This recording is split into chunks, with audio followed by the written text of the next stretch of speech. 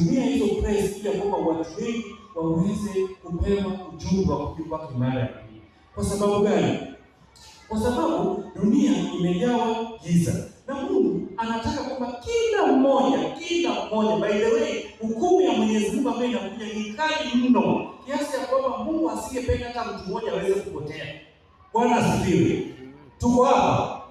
Hukumu ya Mwenyezi Mungu inakuja na ni kali sana, na hataki hata mtu mmoja aweze kupotea. Biblia inasema kwamba moto ulikuwa umetengenezwa kwa sababu ya malaika, shetani na malaika zake, sio mwanadamu. Kwa sababu yeye ndiyo alikuwa chanzo cha uovu, na yeye ndiye aliweza kutenda maovu. Sisi wanadamu tumefanya kuhusishwa tu, lakini tunaambiwa kwamba kwa sababu hiyo sisi tunatakana kuweza kusambaza vitabu mahali popote. Ikawa sasa huyu mtu ambaye alikuwa anaitwa walipokuwa nasambaza, watu wengi wakawa wanasoma Biblia. By the way, nowadays